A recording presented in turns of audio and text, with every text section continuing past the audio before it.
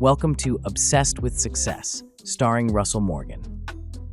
Welcome back to Obsessed with Success with Russel Morgan. Russell is the founder and CEO of Morgan Legal Group, one of New York's premier estate planning firms. He's also a legal entrepreneur and mentor who helps attorneys build practices that run with clarity, purpose, and strength. I'm Kevin Rosenquist, and today we're talking about the trust dividend, how integrity, reliability, and reputation can outperform any marketing plan or growth strategy when it comes to long-term success. Russell, welcome back. It's good to see you. Kevin, great to see you as always. Your firm's reputation is built on trust. What do you think creates that kind of credibility with clients over time?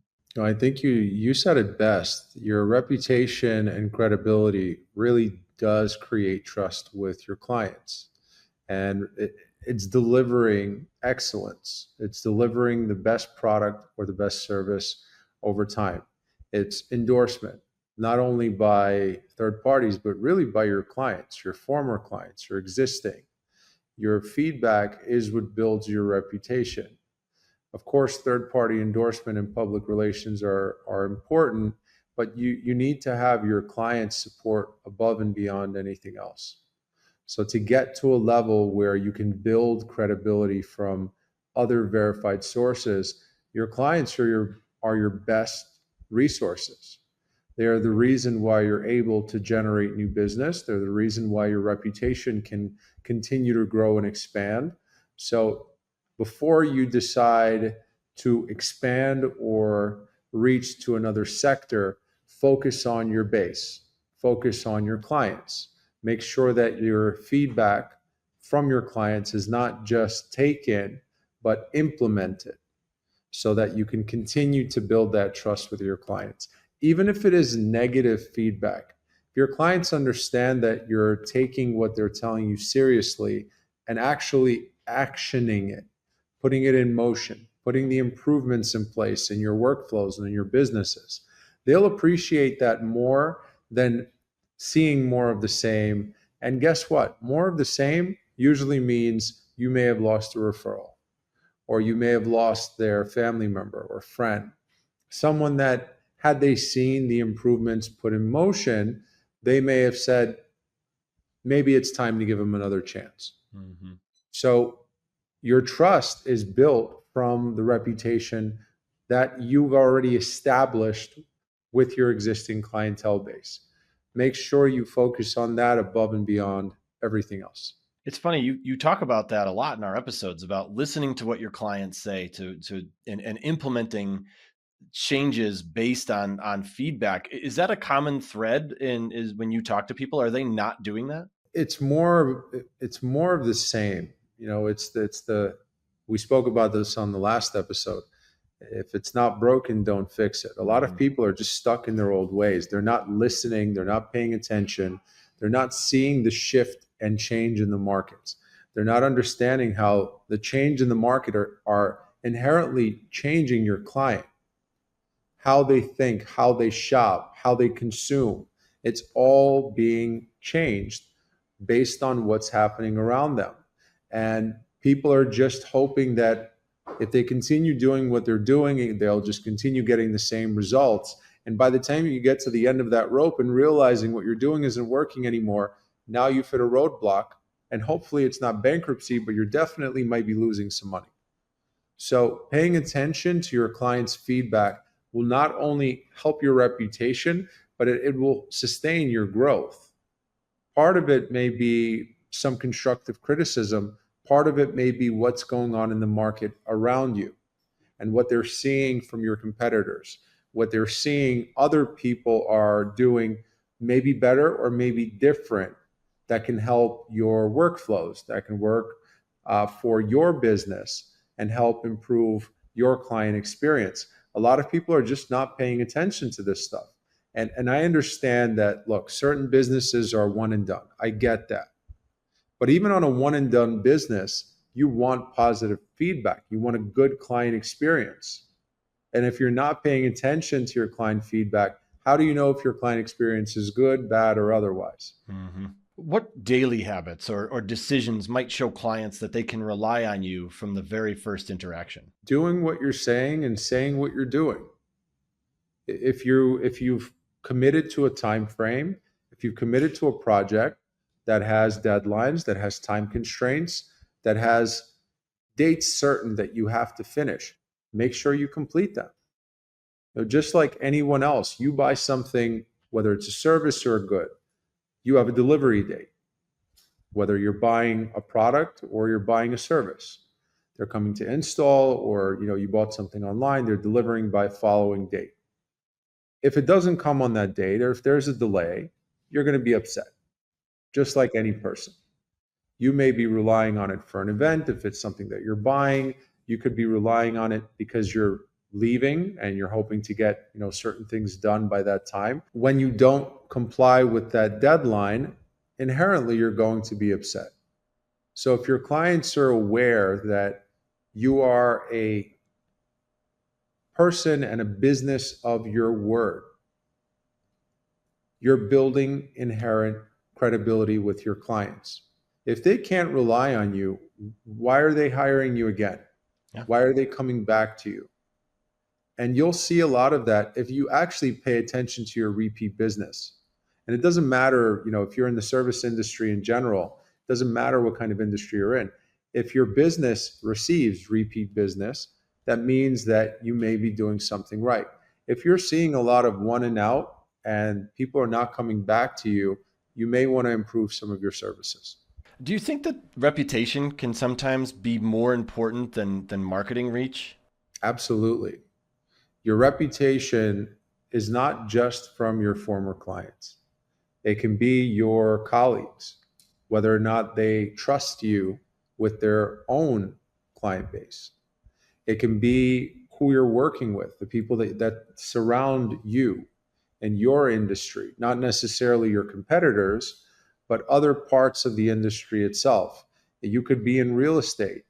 For example, they work with a lot of brokers. If you're a developer, if you're working with a lot of general contractors, you're working with title companies, are you getting the reputational credit, the referral business, the endorsements from the other people in your industry when a client walks in the door? Because you really don't know what's happening when you're not behind the scenes. And the goal is to make sure that your reputation is pristine, so that even when you're not present, your presence is felt. And the first person or first entity that they think about when there is an opportunity, when there is some sort of business that needs to be sent elsewhere, you're in the back of their minds as a positive reinforcement, that your reputation has positively reinforced their thought process and made them constantly comfortable with their clients in your hands. I know we've talked about this before, but I'm going to bring it up again just because I think it's really pertinent to what we're talking about. Some lawyers, business people in general, can really kind of be nervous about being too salesy or too into self-promotion. When it comes to an online presence, what's the best way to be authentic and stay visible and trustworthy without turning it into more of a self-serving kind of feel? Just be honest, talk about personal experiences, be relatable to people. We're not robots. We all go through things in life that affect us emotionally, mentally, spiritually, that subjectively may impact our view of the world. It's about being human. It's about being accessible. If you're constantly on a sales pitch, there's no authenticity there. If you're relatable and people can understand that there are similarities between you and their day to day, it could be their business or their struggle or the issues that they're facing, or just the topic that you're talking about is relevant to them. That makes you human. That makes you relatable. Focus less on selling yourself. If you're doing this as a sales pitch and your whole reason for being visible is sales, just go buy ads, buy TV space. Yeah. If you want to humanize yourself and you want to show people who you really are on a fundamental level, then continue creating content. Content creation gives you that platform to do what you decide to do what you choose to talk about. If you want to sell ads, there's plenty of media buyers. You can do talk shows, you can do radio, you can do TV if that's what you're looking for. This medium, podcasts, videos, writing, it's more of a creative. It gives people an insight into you as a person. And that in itself makes you relatable. Whether it brings business from it or not should be secondary, if not tertiary. The primary goal, number one, is education and authenticity. Trust inside the office can matter just as much as outside of it. How do you create a culture where your team follows through and clients can sort of feel that consistency? It starts with hiring. And you need to make sure that the people that you bring into your team, and regardless of what department you're hiring for, are there genuinely because they enjoy what they're doing. That speaks volumes on the other side. Mm-hmm. Talking to someone who's there on a 9 to 5 just to be there on a 9 to 5 versus speaking to someone who's passionate about what they're doing. And look, the first person may be passionate about bookkeeping, the second may be sales, and the third may be your management. But if they genuinely enjoy their roles, it will translate into not only the client experience, but into your work culture. These are people that will genuinely enjoy coming in on a day-to-day. Work for them becomes less work and more something that they're enjoying doing, regardless of the money that comes with it. Mm-hmm. And that's the first point that I stress to all of our headhunters and our human resources department is we want passionate people. You can teach certain tasks. You can't pay for passion. Yeah, that passion comes through in work ethic. It comes through in customer relationships and communication and all that stuff. I totally agree with that. Yeah, absolutely. Obviously mistakes happen in every practice. What do you feel is the right way to handle mistakes so it can actually strengthen rather than damage a relationship? First, an apology goes a long way. Yeah. People really overlook that. Being accountable, meaning being accountable first, is where you should start. Acknowledge the fact that there may have been an issue. Take accountability that you are responsible. Look, we're business owners. We're leaders. It doesn't matter who made the mistake. It's your name on the door. Mm-hmm. So the first person they're looking for accountability from is you. And if you're just going to sweep it under the rug, you're killing credibility with whoever it is that you're dealing with.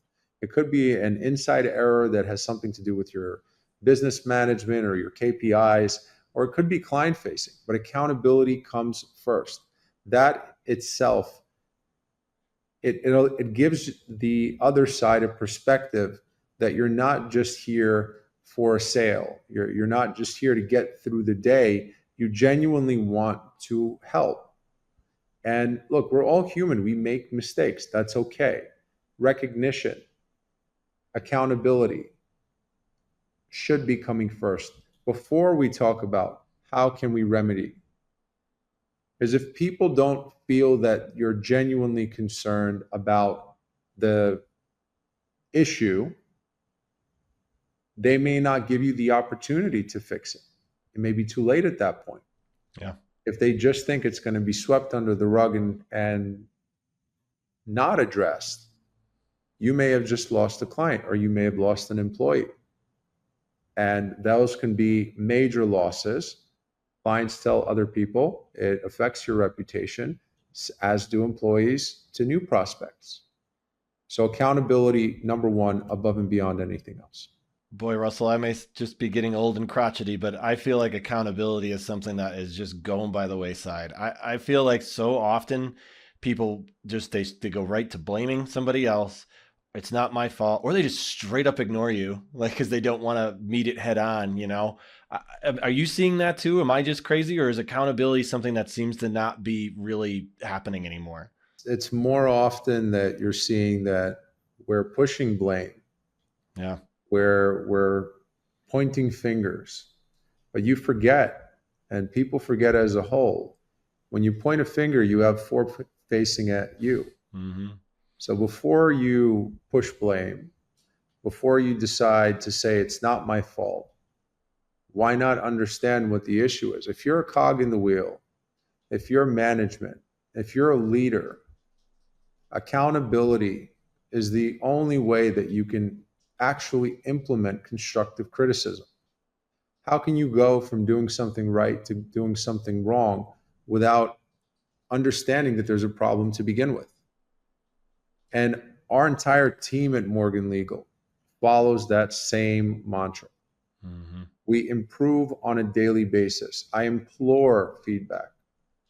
We have weekly, if not monthly meetings, if certain weeks get busy as always, to make sure that we hold ourselves accountable, not just to the issues, if there are any issues, to the meetings themselves. It's just as important to make sure you are keeping your word. And as a business owner, your word is your reputation. At the end of the day, yes, we are lawyers, contracts are important, but people are emotional buyers. Consumers buy emotionally. They're not necessarily looking for a product or a service. They're filling an emotional need. And if they can't find that with you, you'll see that translate in your sales. Yeah. And you'll understand that when your numbers start dipping. And if you're not monitoring what's happening and you're not holding yourself accountable when we have a drop in sales, equally as when we have an increase in sales, how do you know if what you're doing is right or wrong? How do you know where you're going to need to improve? How are you improving your processes overall without implementing the constructive criticism, taking accountability, and redoing your processes? It's not possible. Mm-hmm. And let's be honest. I mean, if you're the client, you don't really care whose fault it is. You just care that you want that, like you said, you want that apology. You want to know that it's being handled, and you want to know that someone's on your side and fixing it. Those are the things you care about. And most importantly, people don't care. If I'm paying for a service, it doesn't matter to me that it was an assistant. I paid this company. Yeah. So I want the accountability to come from the top. Mm-hmm. Yes, it's important for your staff and your employees to be accountable. But at the end of the day, you are the one whose name is on the door. You're accountable for all of your employees' conduct, good or bad. So make sure that if you do have an issue, take a minute, speak to your clients. You'll thank your future self will thank you, rather than allowing someone else to address the issue for you. Your clients will thank you. They will tell others. And they may not consider it such a big error if they see the accountability itself. If they understand that you're just another person who's, like you said, pushing blame and saying that it was somebody else's fault, it's very unlikely they're going to do business with you again.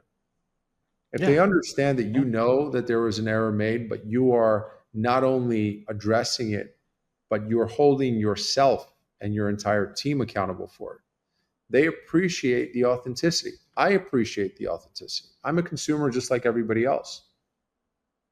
And when I get that kind of feedback versus the dismissive, it's someone else's fault feedback, there's an emotional response there.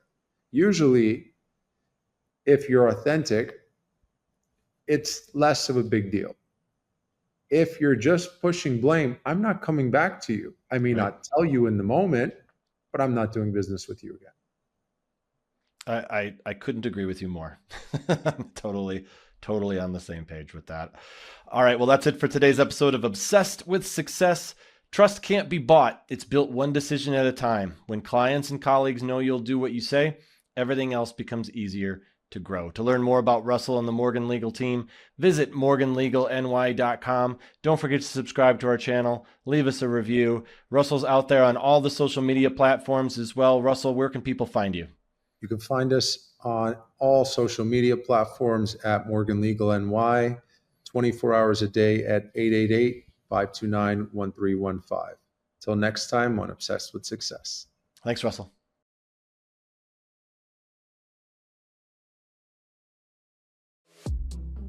Thanks for watching.